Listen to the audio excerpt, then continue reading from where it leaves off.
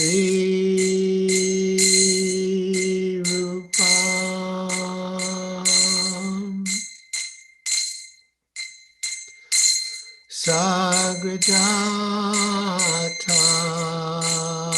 Sagrajatam Sagana Raghunatham Vitam Stam Sajivam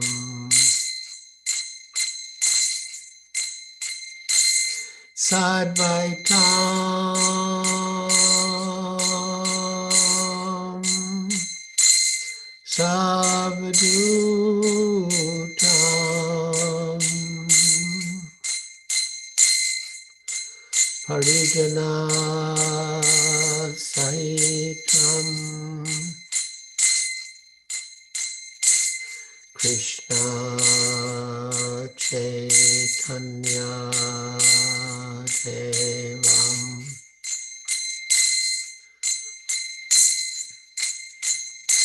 Shri Radha Krishna Padam Sahagana Lalita Shri Vishakhanvitam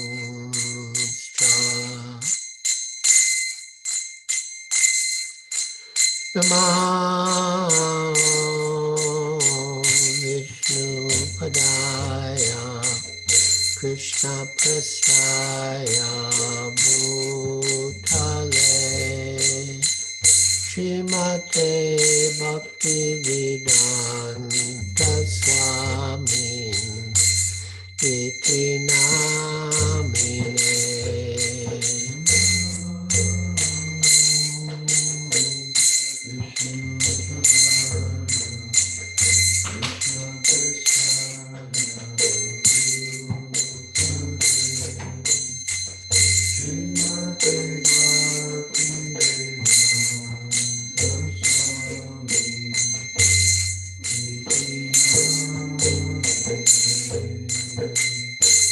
Namaste Saraswati Deve Auravani Pracharine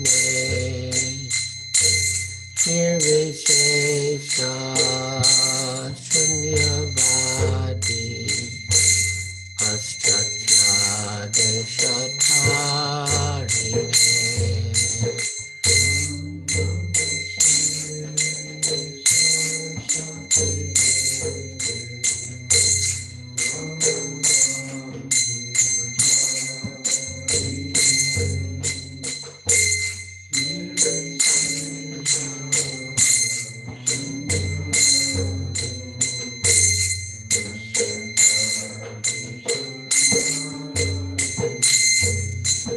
Sri Krishna Chaitanya Prabhu Nityananda Shri Advaita Gadadhar Shivasari Gaur Bhakta-vrinda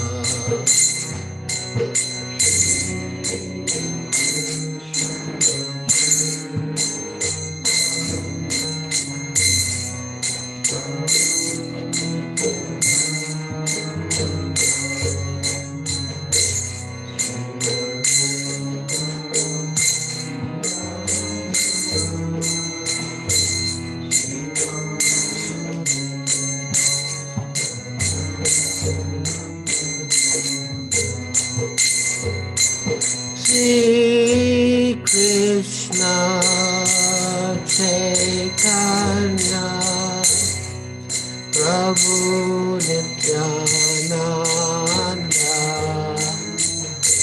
Shri Advaita Gadadhar Shivasari Gaur Bhakta Vrinda.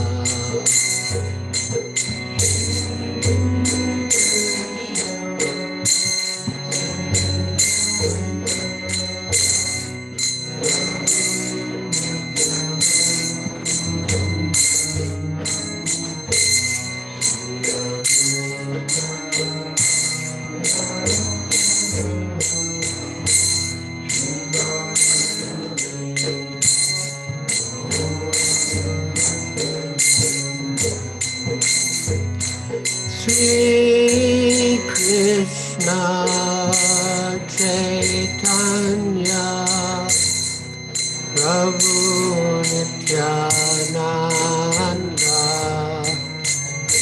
Shri Advaita Gadadhar Shivasadi Gaur Bhakta Vrinda.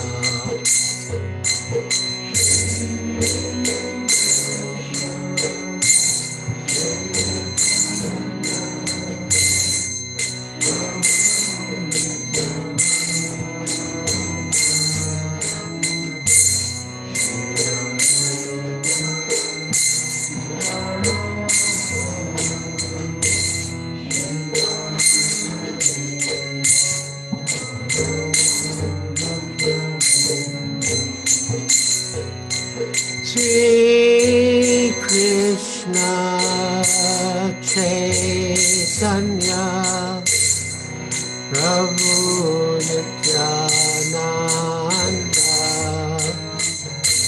Shri Advaita Gadadhar Shivasadi Gaur Bhakta Vrinda.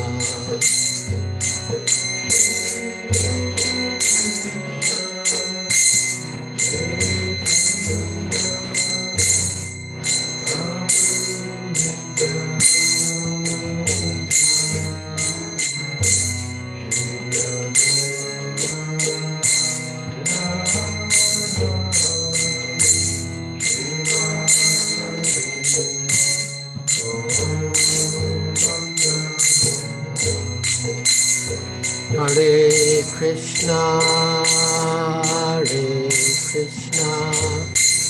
Krishna Krishna, Hare Hare, Hare Rama,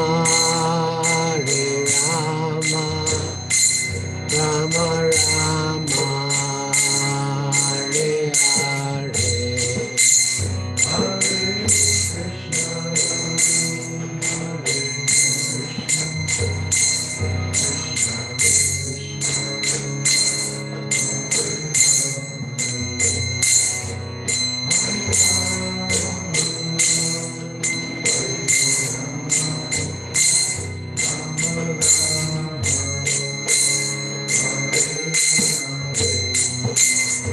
Hare Krishna, Krishna Krishna, Hare Hare, Hare Rama, Rama Rama, Hare Hare.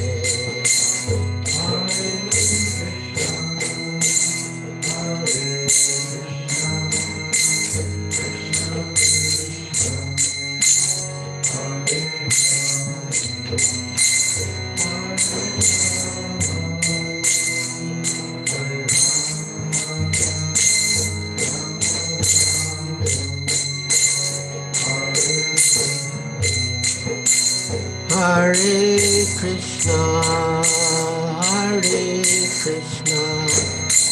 Krishna Krishna, Hare Hare, Hare Rama,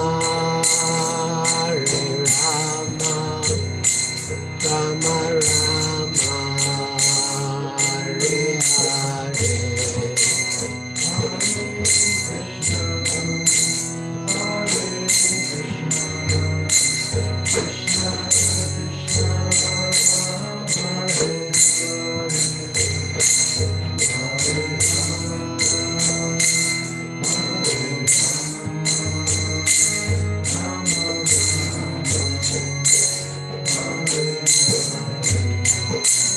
Hare Krishna, Hare Krishna, Krishna Krishna, Hare Hare, Hare Rama, Hare Rama, Rama Rama, Hare Hare.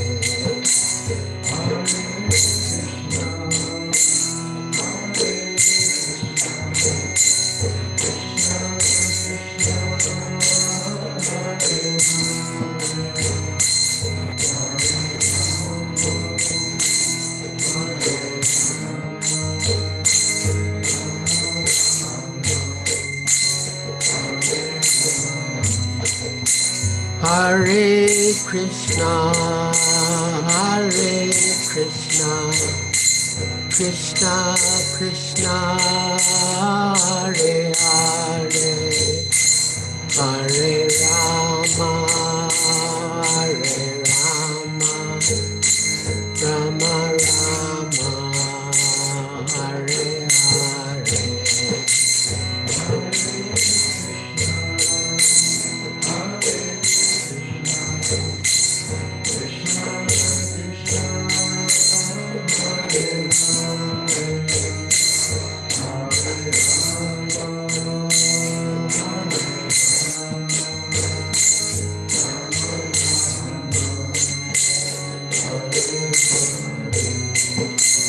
Jaya Prabhupada, Jaya Prabhupada,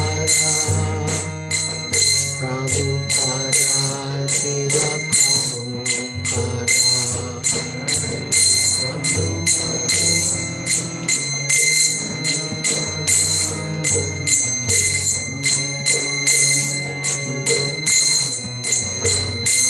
Jaya Prabhupada, Jaya Prabhupada, Prabhupada, Srila Prabhupada.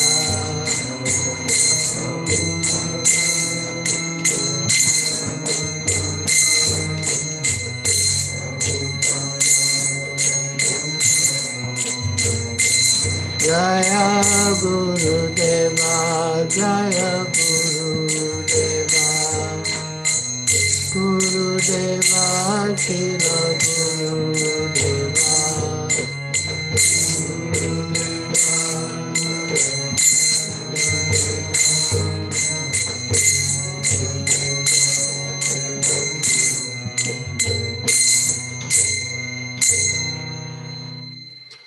Jayam Vishnupad Paramahansa Prajakacharya Stotra Sutta Sri Srimad Bhaktivedanta Swami Prabhupada Ki Jai.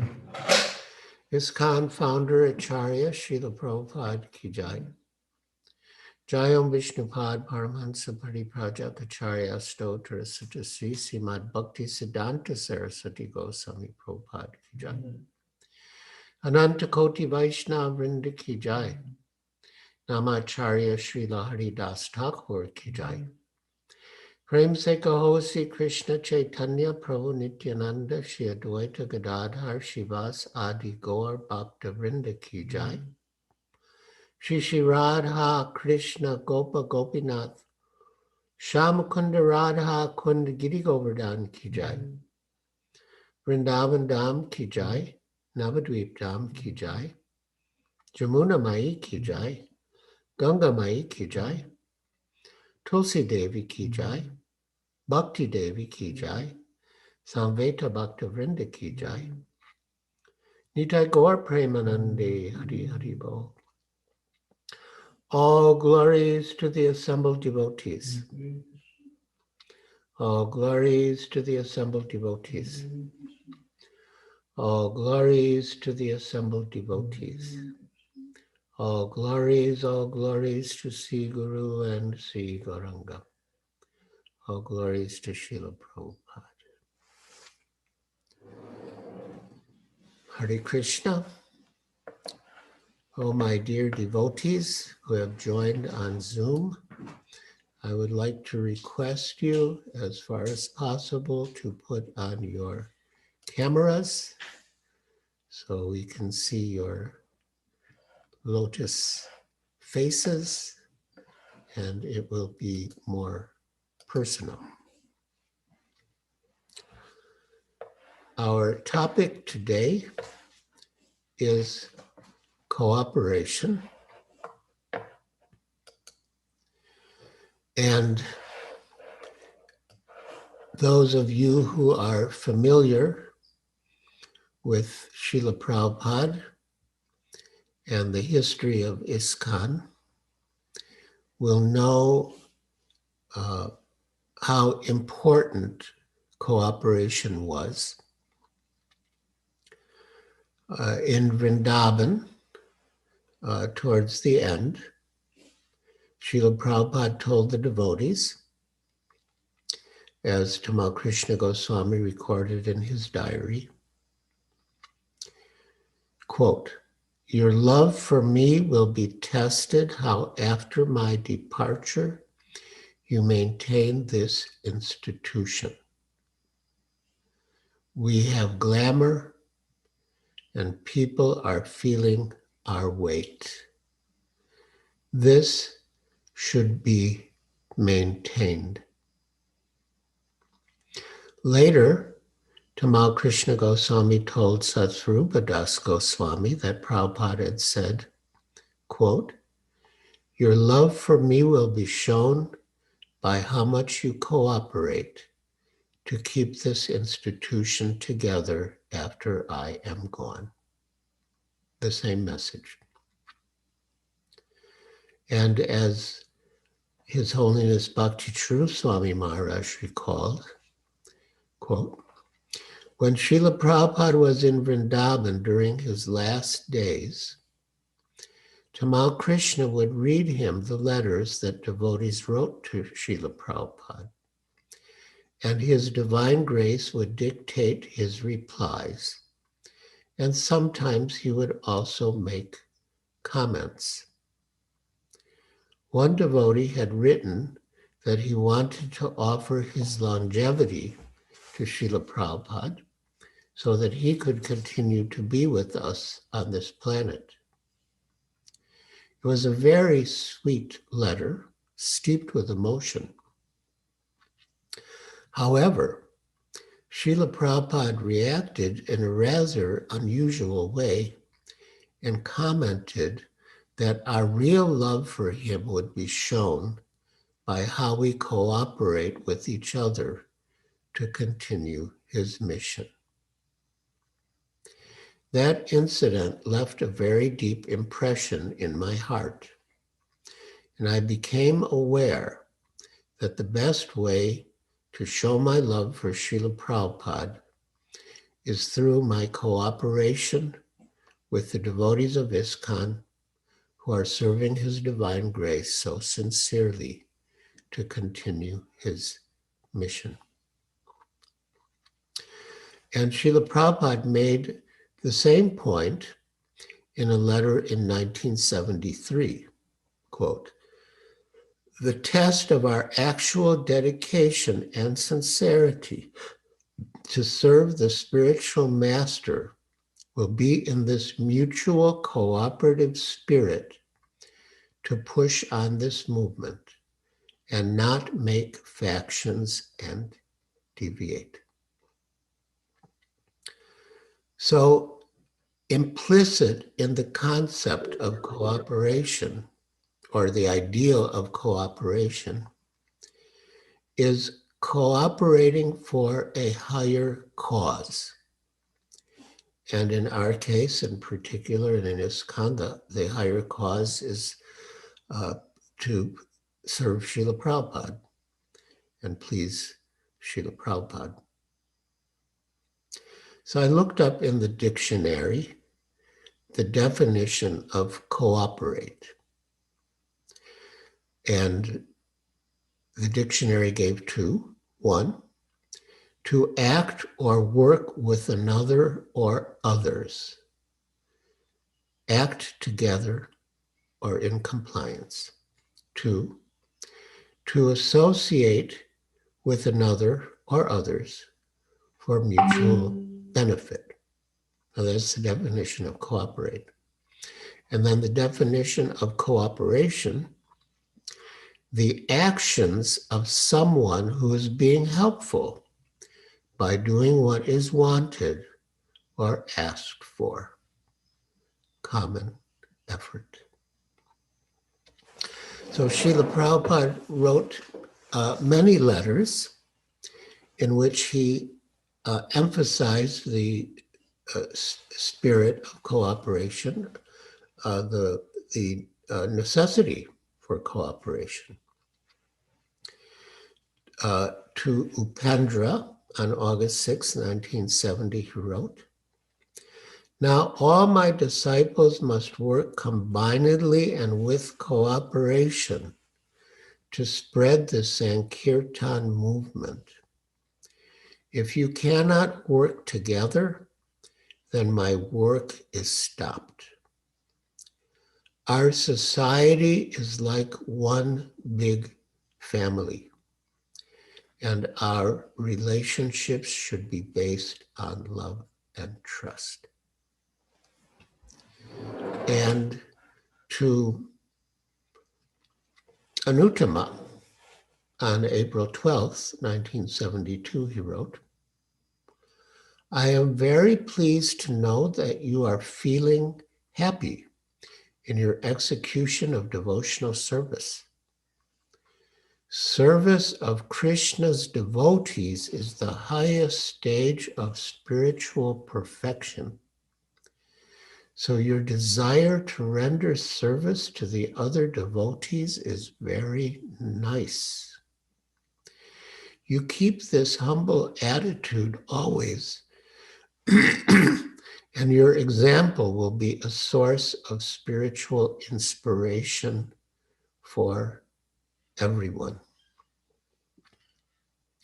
So in our cooperative efforts, and in general, every devotee should feel himself or herself to be the servant of the other devotees. And therefore, Srila Prabhupada instructed us to address one another as Prabhu. Prabhu means master.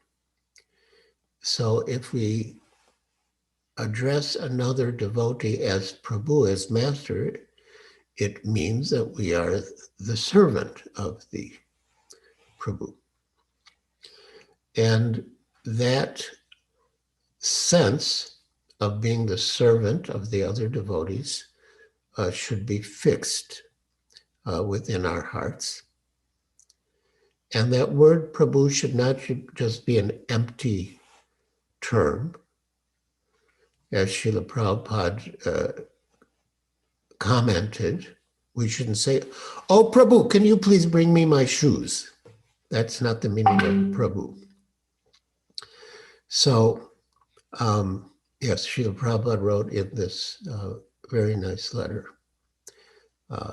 "You keep this humble attitude always, and your example will be a source of spiritual inspiration for everyone."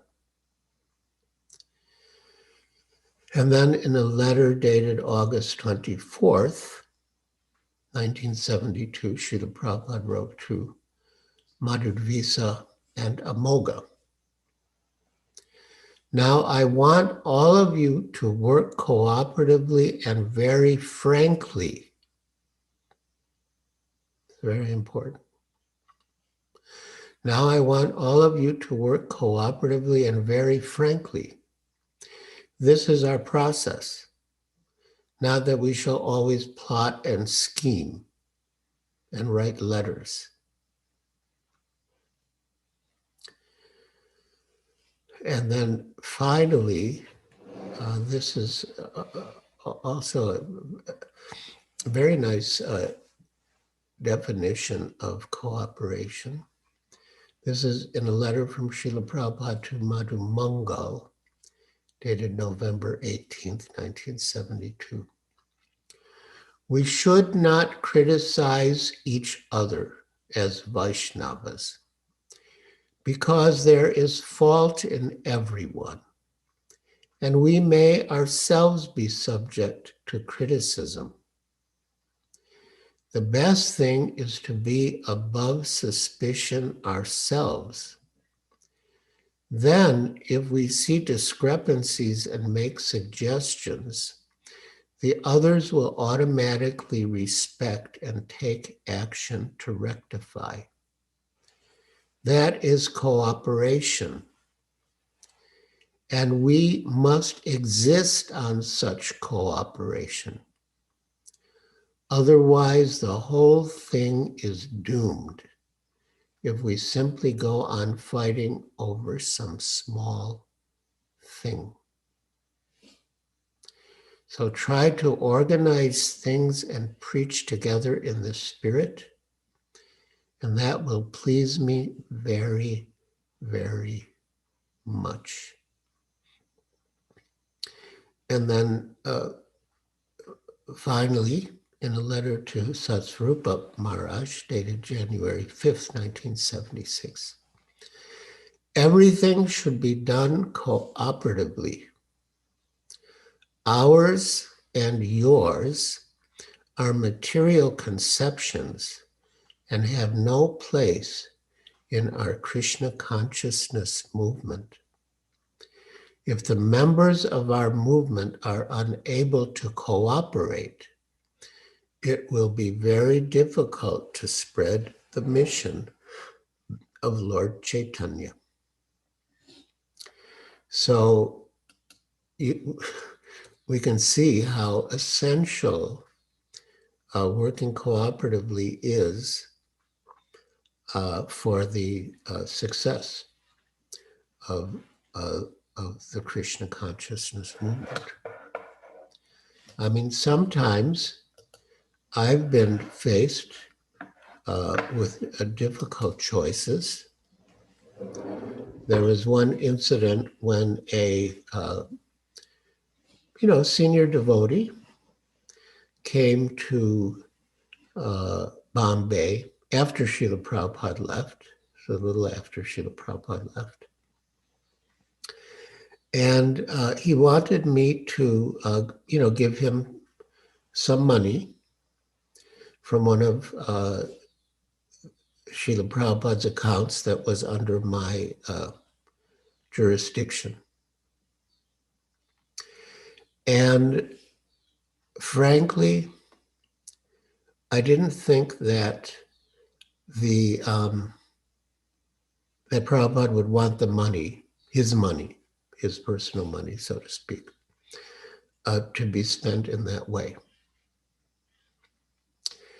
But I also considered that if I didn't give the money, the devotee would be very upset. Personally, I didn't mind if he was upset with me, if I was doing the right thing for Srila Prabhupada. But I knew that Srila Prabhupada wanted us to cooperate. And I felt that in this case,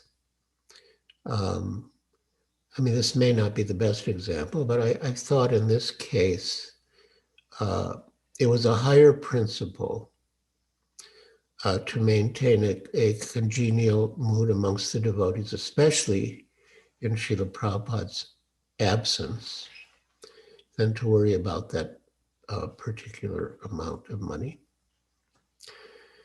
So I did that, and I felt I had done the right thing.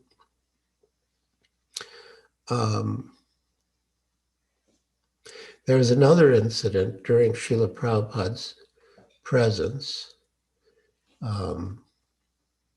There's a little background to this history, but I joined ISKCON in Boston, and Satsvarupa Maharaj, who was a Grihastha then, Satsvarupa was the temple president, and he was the editor of Back to Godhead magazine. And he was always eager to get articles. So I wrote one on the subject of Guru. And because of the natural delay between the time when the article was submitted and the time when the magazine was printed. By the time the magazine appeared, I was already in India with Srila Prabhupada in Gorakhpur. And so the magazine came, Srila Prabhupada read the article, and he asked me to come into his room. And he said, I've read your article. It is very nice. You should take up writing as your first business. And he said, you know, you travel with me for some time and I will guide you. So anyway,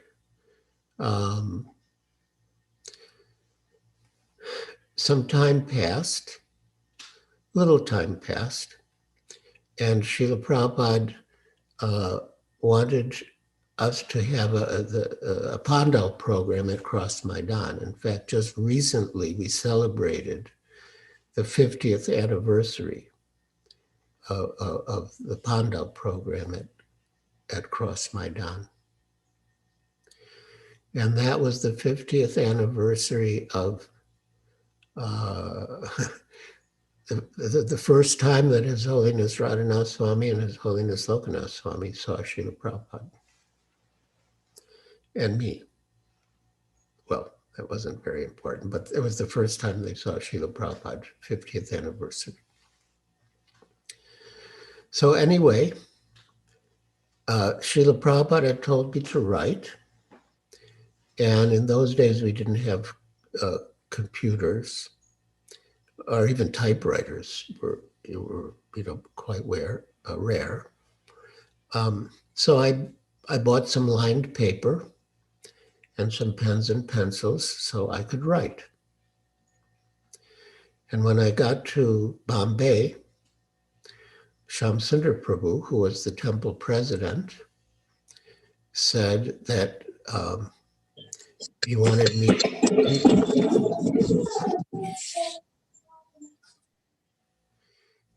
me to collect advertisements for the souvenir book that we were going to publish for the Pandal program.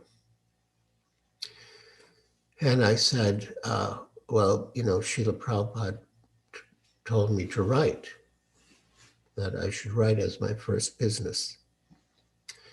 And Shamsundar Prabhu said, yes, but you can write anytime. But this is one time we can go to any man's office in the city and ask for an ad for our souvenir book. And he can give an advertisement and it won't cost him personally any money at all. It will come out as a business expense. So you should do this. And then later on, you can write. So I thought two things. One, that what Shamsundar Prabhu said made sense. And two, that Srila Prabhupada wanted us to cooperate with our authorities. So I did what he said, and I collected quite well. Then Srila Prabhupada came to Bombay, and was usual, when he arrived, he went into his room, and all the devotees went into his room and sat down, and he looked at all the, glanced lovingly at all the devotees and exchanged a few words with each one. It was very personal. And then he said to me, so Giriraj, how's your writing going? And I was completely flustered. I didn't know what to say. So he said, all right, we'll discuss later. So then a little later, after all the other devotees had left the room, he called me back. And he said, so how's your writing going? And then I explained what had happened, that what Shamsundar Prabhu had told me, and that it made sense. And that, I knew that the Prabhupada wanted us to cooperate with our authorities. So taking everything into consideration, I decided to cooperate with Shamsundar Prabhu and collect ads for the Pandav program. But still, I was very apprehensive because I didn't know how Srila Prabhupada would respond. I wasn't sure if I had done the right thing in his estimation. And Srila Prabhupada replied that, that one can suspend the order of the spiritual master, but one can never neglect it. Just like my Guru Maharaj instructed me to write, but I've been so busy traveling and preaching in India, I hardly have time to write myself nowadays. So, I found that Srila Prabhupada was very understanding, and he indirectly supported my cooperating with my authority. So yeah, that cooperation is essential.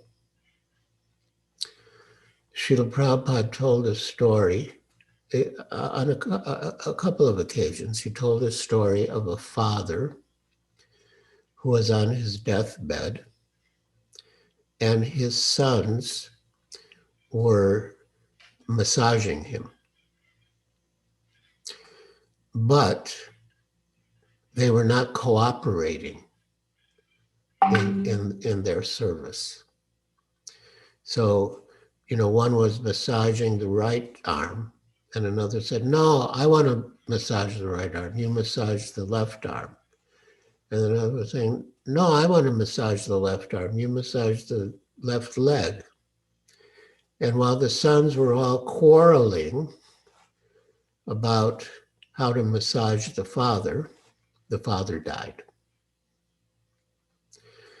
And Srila Prabhupada gave this example to illustrate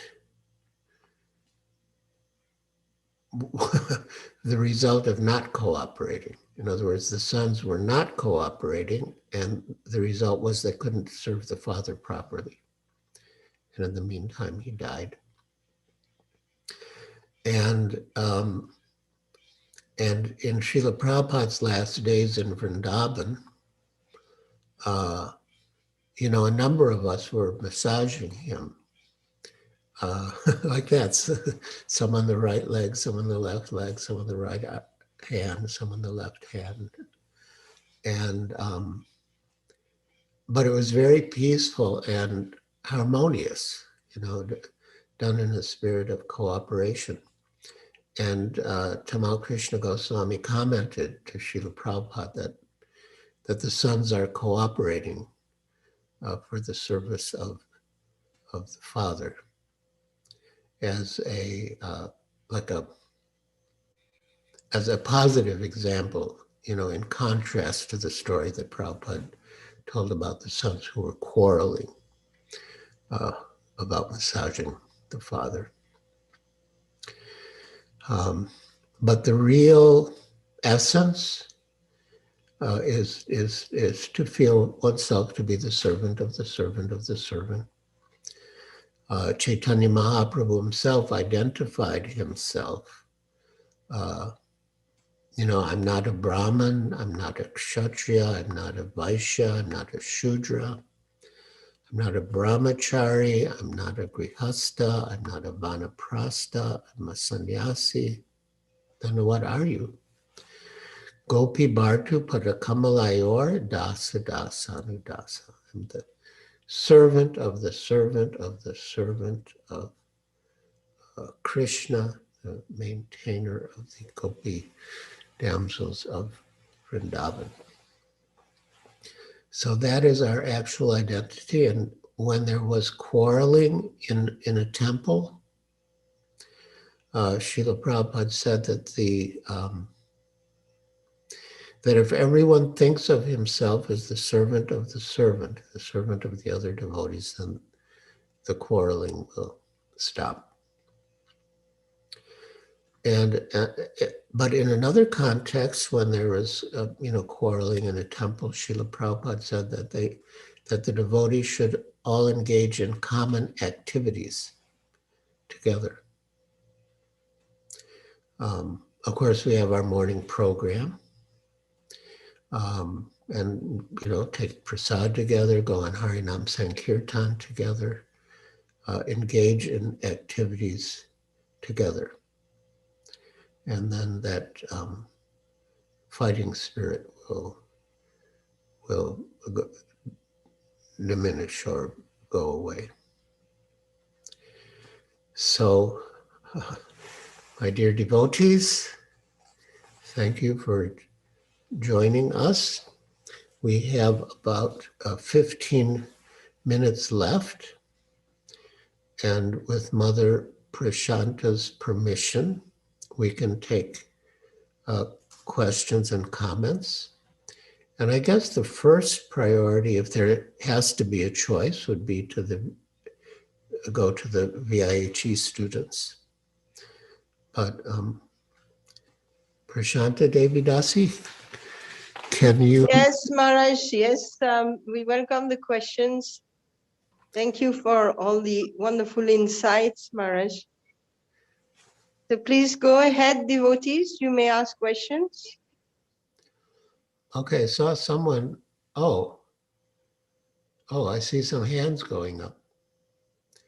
Well, why don't you choose who should speak first? The first one is Ratnam, Bhakta Ratnam from Sri Lanka. Hare Krishna Maharaj. Hare Krishna Maharaj. Are you in Sri Lanka or you're just from Sri Lanka? I am from Sri Lanka, Maharaj. Yeah. I'm in Sri Lanka right now. Yeah, I've been to Sri Lanka. Oh, I see. Okay. I was one of the early devotees there. When was that, Maharaj? Maybe long time back, you might be. Oh, yes. Hare Krishna, Maharaj.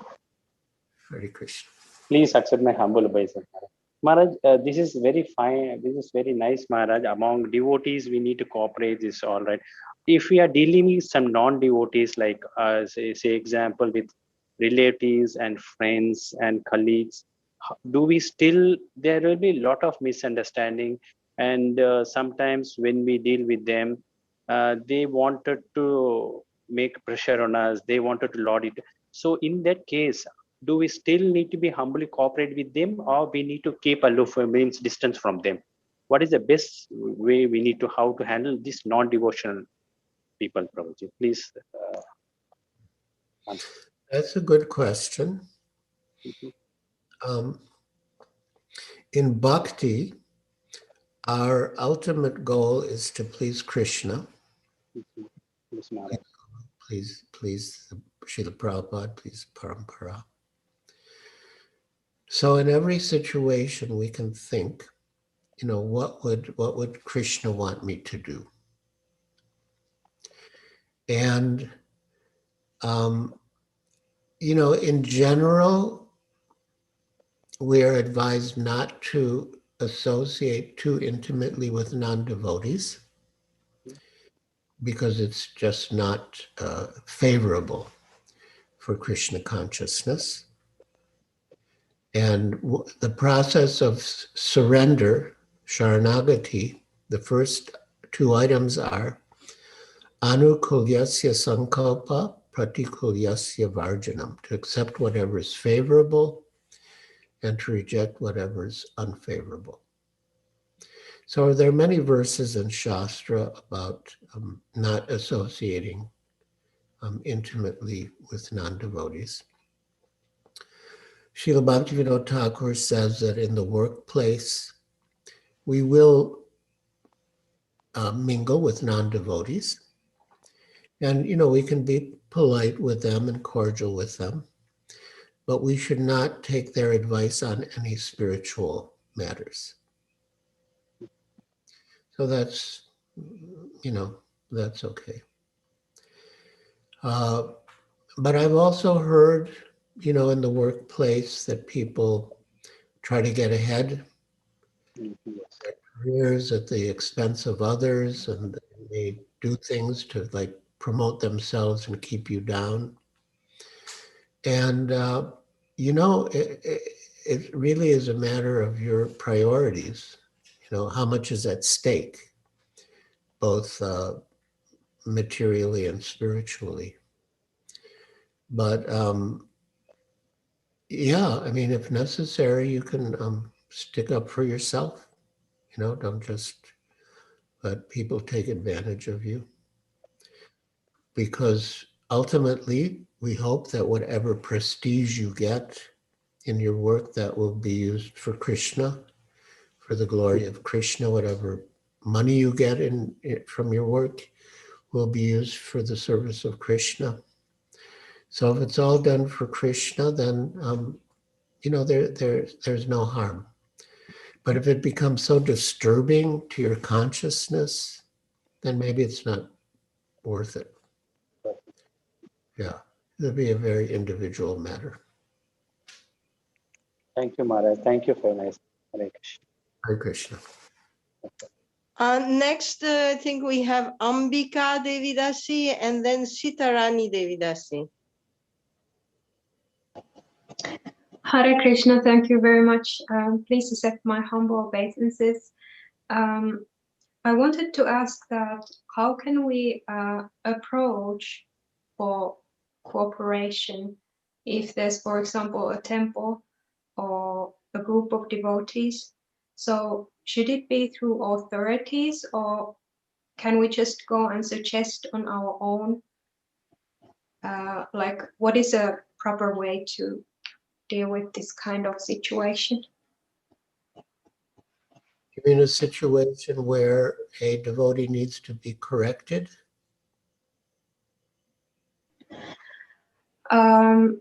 Perhaps in a situation where the situation itself needs to be corrected. Oh.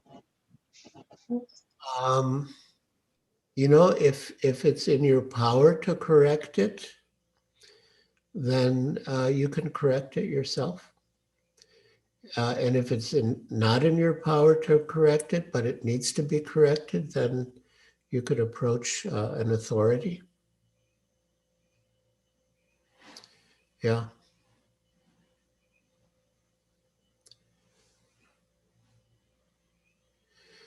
Cooperation means we cooperate for a higher principle, which, as I mentioned in our case, would be, for the service of Srila Prabhupada and his mission.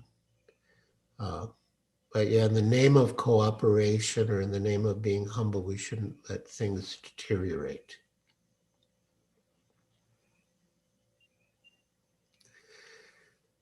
Okay. Next. Sitarani.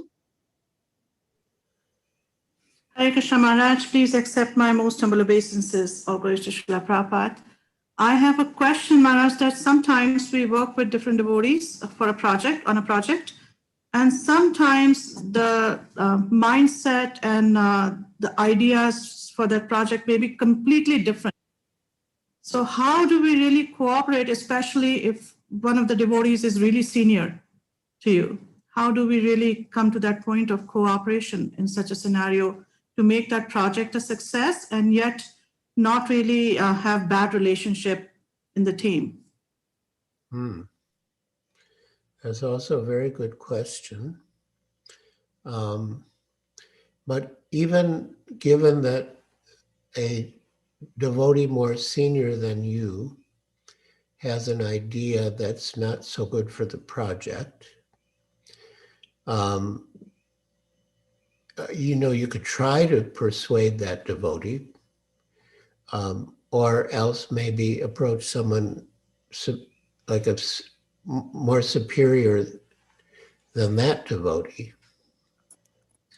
Yeah, we want, we want the best for Srila Prabhupada's movement, but at the same time, we want to maintain congenial relationships.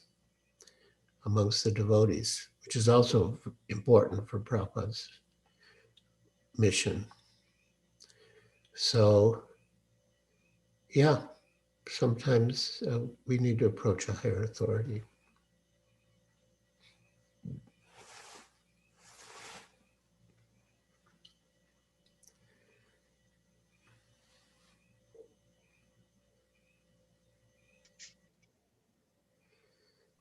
Should we take another question, Maharaj? Or Well, I see 4 hands are up, so.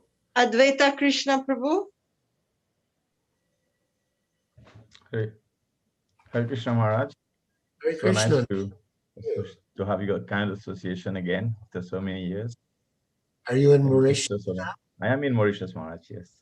Yeah, I was scheduled to come in December. Yes. This COVID pandemic, I had to. We're looking forward to your kind association. Maharaj, I have first one small comment, a remembrance that I had with you, and then I have a question, if you may allow. Sure. Yes. In the mid-90s, we were with you together in your room upstairs with some devotees, and you mentioned something that has stayed with me, that instructions.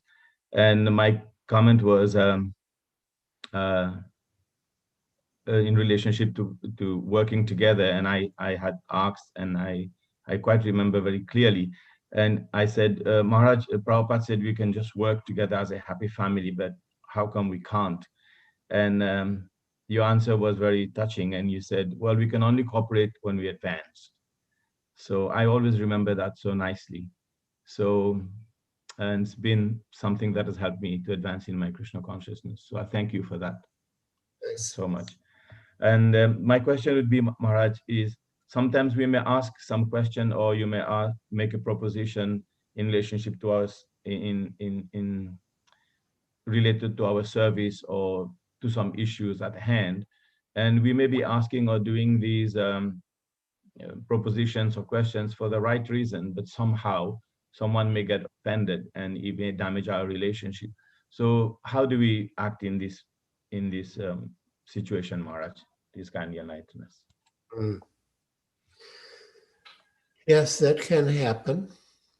That with all good intentions, we make a suggestion, but the person takes it in the wrong way and feels offended. And in that case, the best thing is, ordinarily, the best thing is to frankly, Srila Prabhupada used that word, that we should be frank in our dealings, and say, you were just, trying to make a suggestion for the benefit of the project or the service, and you didn't mean to offend the person. And, and ask him to forgive you. Maybe you didn't do anything wrong to be forgiven, but then again, maybe there was some defect in the presentation that allowed the person to take it the wrong way. So yeah, it's always good to ask for forgiveness. My own policy, like there might be a disagreement, and say, for example, I might be 10% wrong and the other person might be 90% wrong. But I still ask forgiveness for my 10%. I don't say I was 10% wrong and you were 90%, but I acknowledge where I was wrong and I ask to be forgiven for that. Yeah. Thank you. For being forgiven is very important. It's good to be forgiven, and it's good for the person who's doing the forgiving. It's good for both. Yeah. Hare Krishna. Hare Krishna. Thank you.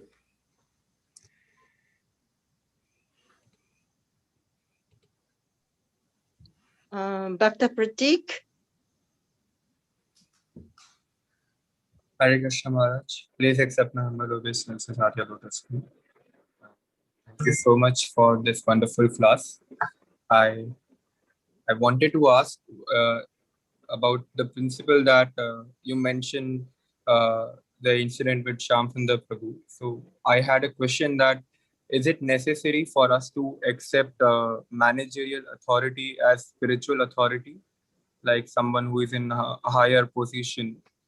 Is it necessary that we accept them as a spiritual authority and follow their instructions? Or is there any higher principle in this regard, Maharaj? Well, I mean, I'm not sure exactly what you mean, because in ISKCON, all the authorities are supposed to be spiritual authorities. Shamsundar Prabhu is the temple president, but I took him as a spiritual authority. But of course, it was awkward because the supreme authority, Srila Prabhupada, had given one instruction and Shamsundar Prabhu was giving a different instruction. But again, as I mentioned, what his reasons made sense to me, and I knew Prabhupada wanted us to cooperate with our authorities. So I did agree to what he said, and I'm happy I did. It was the right decision. So when you say, you know, maybe if you gave an example of an authority giving like a managerial instruction that might not be good spiritually, is that what you're asking about? Just like someone might be in a managerial position, suggesting decision uh, for our spiritual advancement, but our spiritual authority feels otherwise. Like in your case, Srila Prabhupada instructed you one thing, but Shamsundar Prabhu had a different idea, which was also sensible. In your case, the situation made very much sense, but in some situation, it doesn't make sense. So reconciling both authorities becomes difficult. Well, ideally, the spiritual authority and the managerial authority would speak to each other and come to a decision together. So you're not caught between two conflicting authorities. That's an awkward position, to be caught between two conflicting authorities. So the best thing is if they, you know, you can even say to each of them, you know, I respect you as my authority. I want to do what you say, but my other authority is saying something else. So why don't the two of you discuss and come to a conclusion, and I'll do whatever you decide. Okay. Thank you so much. Right.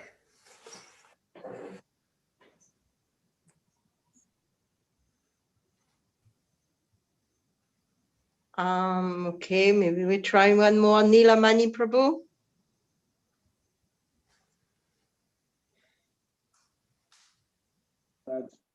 Then would pronounce.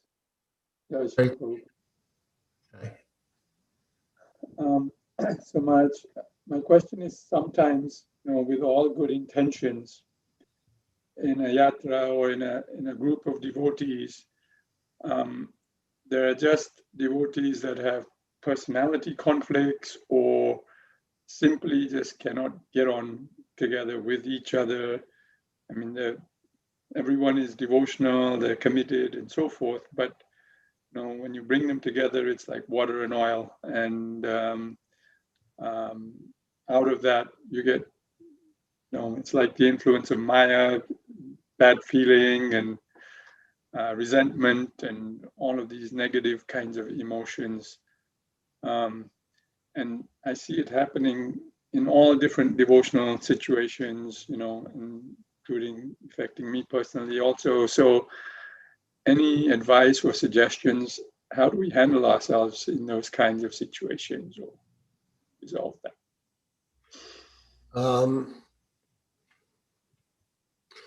Well, if devotees are conditioned, I mean, of course, we are conditioned to different degrees, but if devotees are more conditioned, then it's probably better that they work with people that they can get along with. Like I heard in the Indian Army, they have like, you know, a Punjabi battalion and Marwari, but, you know, because people from those cultures, they just naturally get along more easily because of their common background. So instead of trying to like put everyone together, they let the groups form naturally. In this case, you know, according to their, I guess, ethnic community. So yeah, if devotees are not able to transcend their differences, then it might be better just to let the ones that get along with each other naturally to work with each other. Um, yeah. Maybe in our next, we're going to have another session in 3 or 4 days on the subject of cooperation. And there's a very good verse and purport in the 7th canto of Srimad Bhagavatam that I think could address this issue. So come back for the next session. And it's really a beautiful purport. And it's such a guideline for us as devotees how to have the proper relationships with each other. We'll definitely be back. Thank you.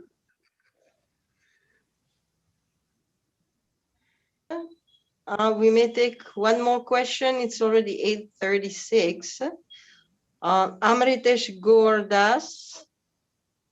Hare Krishna, Guru Maharaj, please accept my humble obeisances.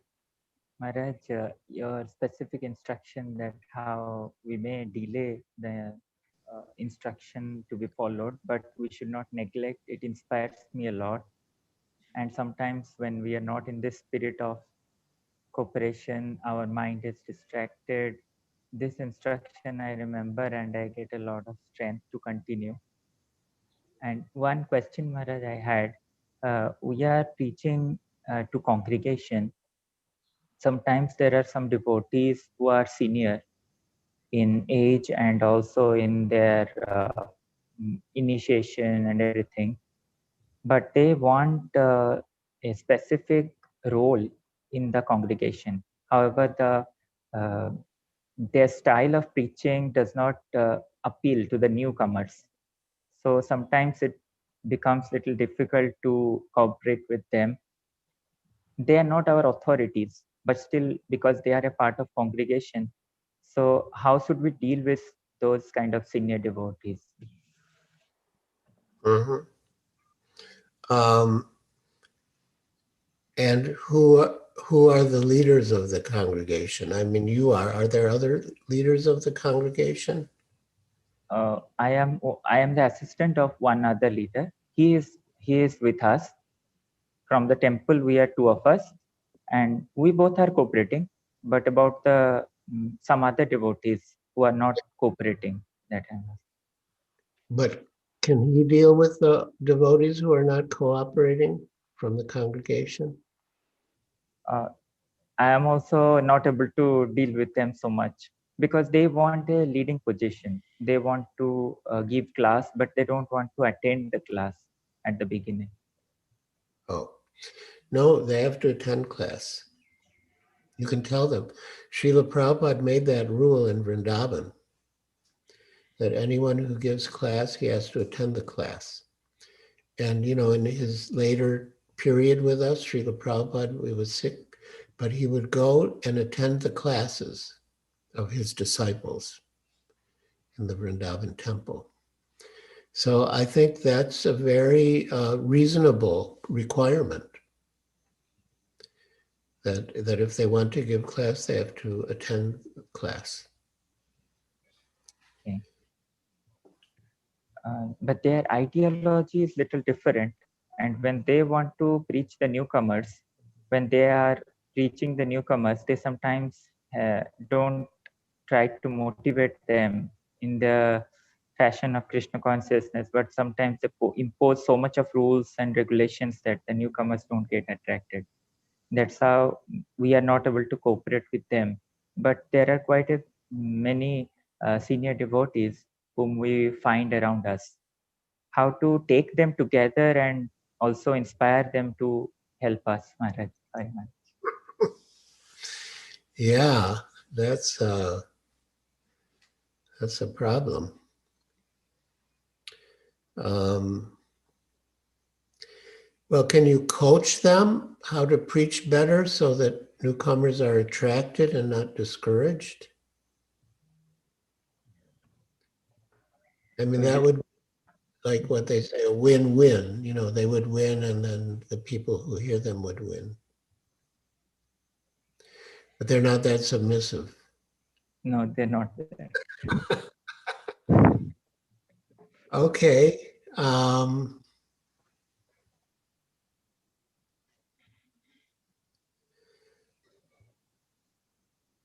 I guess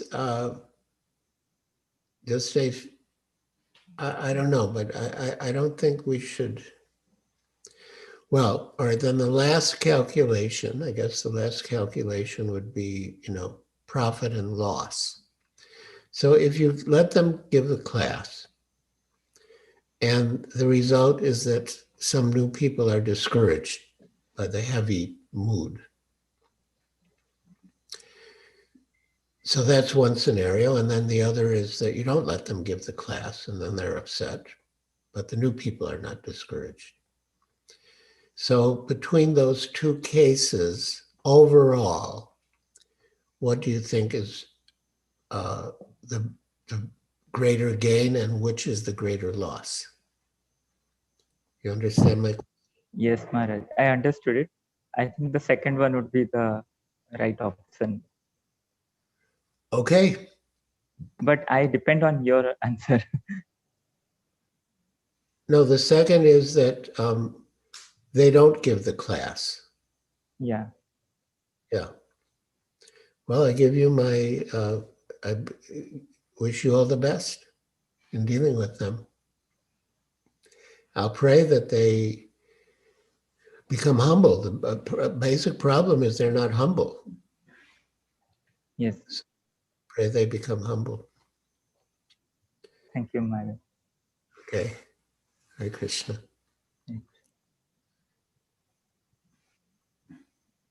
Thank you very much, Maharaj, for leading us in this exploration of the topic of cooperation. I think everybody could feel the sore point. Question after questions, we can see how cooperation is so difficult. And it is connected, of course, with our submissiveness to authority, which with our growing society, which has now many, many aspects. In the beginning of ISKCON, of course, the structure was just temple president, temple devotees, and Srila Prabhupada. The authority structure was more simple, and we would say. Now we are having what our GBCs have coined the parallel lines of authorities. We have so many lines of authorities. We have congregations that are organized themselves, many times outside of the temples. And then we have devotees who never go through ashram training and are never trained in the concept of following an authority. So I think all the questions we have heard were very much revealing the great difficulty how to cooperate with each other and seeing all the different parameters, seniors, juniors, pure-hearted, others, all together. So thank you, Maharaj. I think you were very brave in answering all these questions, which were all very difficult because this is not philosophical questions. It's a very practical questions, and cooperation is on the ground. It is a direct application of both the philosophy and of our faith and of the qualities within us. It's most difficult. That's, as we know, why Prabhupada said that. Our love for him will be shown by how we actually interact with each other and are capable of cooperating, because that's the most difficult thing. So I hope everyone is satisfied and enlivened. I certainly am. And we are looking forward to the next session, in a couple of days, actually, I believe on the 16th. We're having another session, and we are looking forward to hear more from you, Maharaj, more enlightening words and insights on this topic of cooperation, which is so essential to our spiritual life. Just one, I wouldn't say it's a humorous note, but it's a different note. Srila Prabhupada had come to Los Angeles. I was based in Bombay, but my health wasn't good. And at a certain stage, Srila Prabhupada said, as long as I stay in Bombay, it won't get better. So I went to America, spent a little time in Chicago, and then went to Los Angeles. So in Los Angeles, one of our very important life members and supporters from Bombay came to meet Srila Prabhupada. And Srila Prabhupada said, kindly cooperate. And then after the life member left, Mr. Bridgerton Mota, asked Srila Prabhupada, what does that mean, cooperate? And he said, it means to do what I say.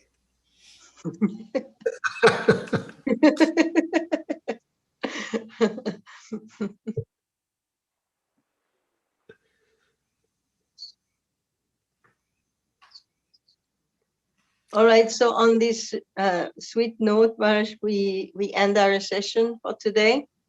Yes. Yes, something more?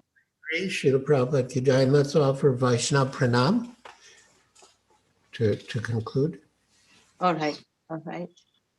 Vanchakalpa Trubhyascha Kripasandhubheva Patitanam Pavanebhyo Vaishnavi. Antakota Vaishnava Vrinda Ki Jai. Jai. Giriraj Swami Maharaj Ki Jai. Jai. Srila Prabhupada Ki Jai. Hare Krishna to everyone. Hare Krishna. Hare Krishna. Hare Krishna. Thank you, Guru. Jai Guru Maharaj. Hari Bol. Hare Krishna. Dandavat Pranam, Guru Maharaj. Thank Hare you, Krishna. Krishna. Hare Krishna. Hare Krishna Guru Maharaj. Hare Krishna. Hare Krishna, Maharaj. Hare Krishna.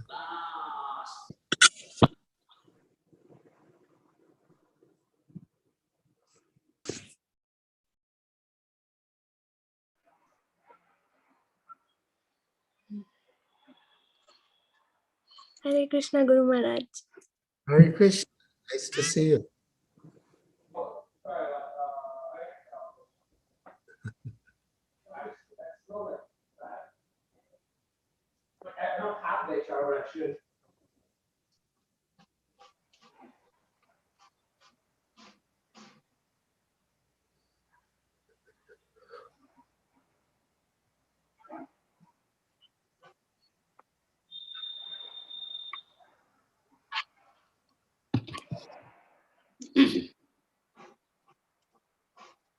What's next?